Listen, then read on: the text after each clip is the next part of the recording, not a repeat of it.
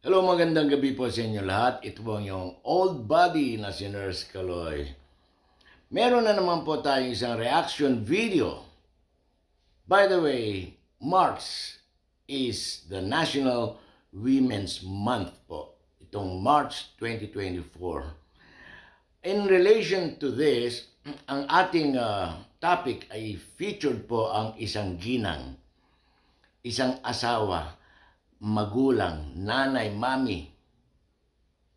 At ang Women's Day, ang sinasaad ng celebration nito ay yung equality at respect sa mga kababaihan.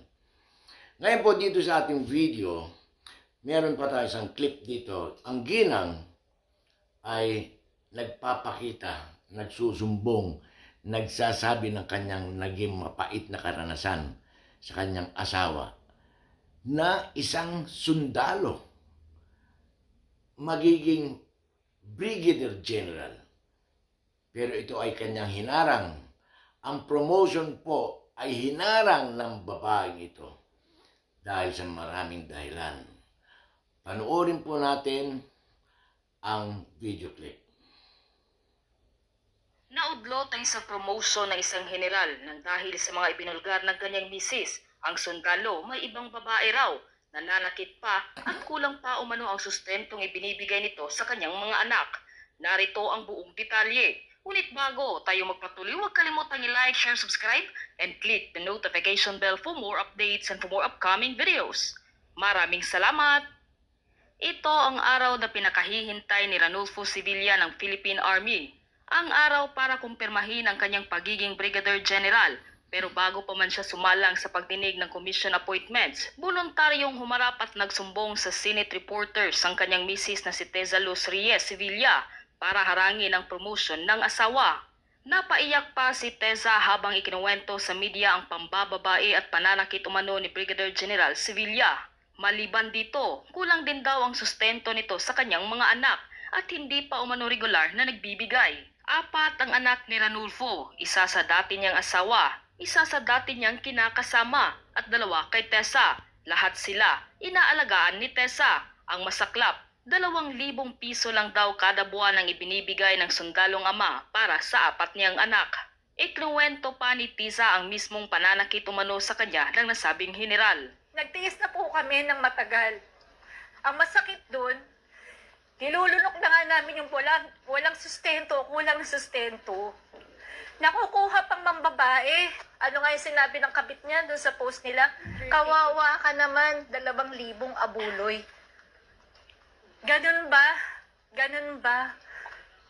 Ang isang kapitapitagang gentleman na nag-graduate sa isang prestigyosong academy, yan ba ang pinagmamalaki ng AFP? Na hinahayaan nila na nakatira ang kabit sa loob ng kapo, sa loob ng sarili naming bahay? Yan ba ang kapitapitagan na ipapakita niya na masaya at marangya ang buhay nila ng kabit niya habang kami ng mga anak ko halos manikluhod at makaawa para lang bigyan niya ng sustento? Untis ako, tinulak po ako. Akala ko makukunan ako kaya nagpaprotect.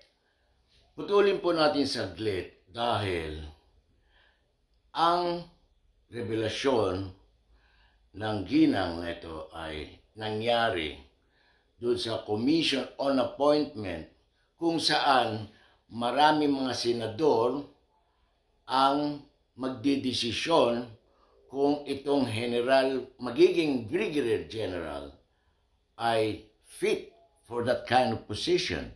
Pero dahil sa reklamo ng ginang sa kanyang pagmamaltrato, mental and physical abuse, hindi lang po sa ginang, pati sa mga anak, ay hinold nila ang promotion supposedly ng sundalong ito. Ngayon, kung tutuloy po natin ang kwento, ang ginang ay nag-complain na po yan sa AFP pero walang nangyari. Sana, ang suggestion ko lang, kung nagpunta to sa RTIA kay Mr. Senator Raffy Tulfo, ay malamang mabilis pa sa alas 4. Solve ang problema.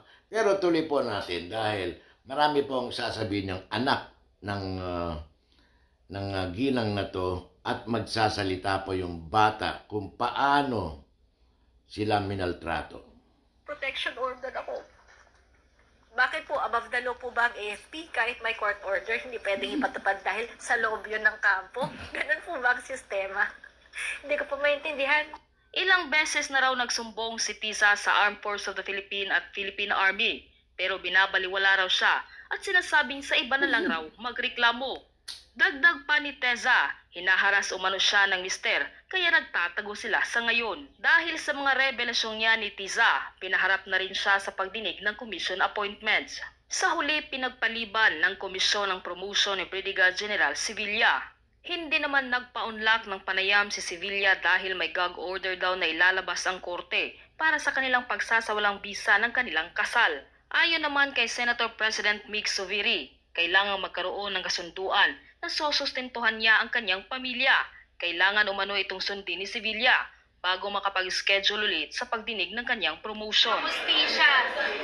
Ito na po yung pagkakataon natin na lumabas at sabihin ang ating mga istorya. Huwag na po tayong tatahimik. Ilabas na po natin ang katotohanan. Sorry man lang po ba sa inyo kasama ninyo sa Rosas? Hindi man lang po siya nanghingi ng dispensa sa 7 taon na hindi siya nagbibigay na sapat na sustento para sa mga anak niya. Ano po bang mapapala ng 2,000? Gusto ko pong itanong ngayon sa mga gentlemen in the AFP. Ano po ba ang mapapala ng 2,000? Pero hindi po siya humingi ng dispensa. Hindi niya tinitingnan ng mga anak niya. Nandito po ang aking mga anak, kasama ko po sila. Hindi niya makuha tingnan ng mga anak ko dahil guilty siya. Guilty siya.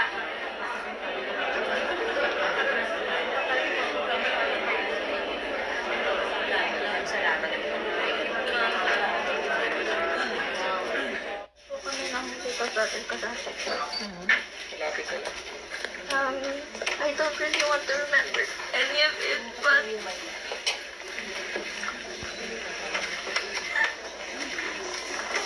it's true.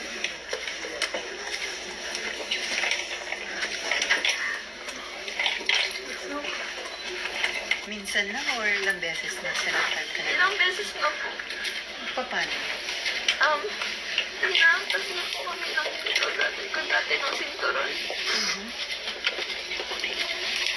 Kasi lagi yung sinasabi, discipline, di ba?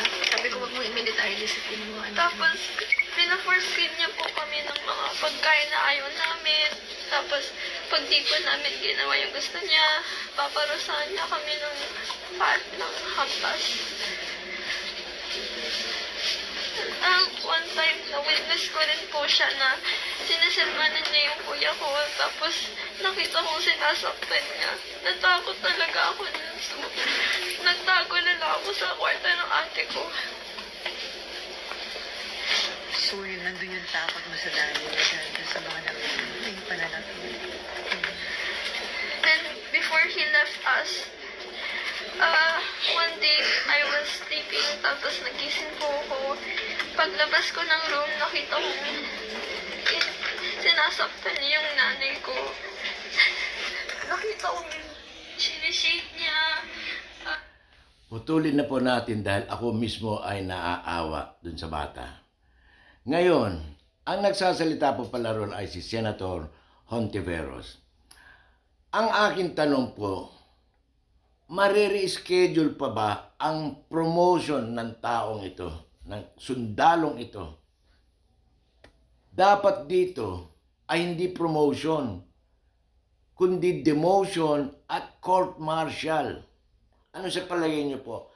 Hindi po kagalang-galang as a gentleman, karespeto ang isang uniformed man na gagawin yan sa kanyang asawa at mga anak. That's abuse. Physical, mental, financial, etc., etc.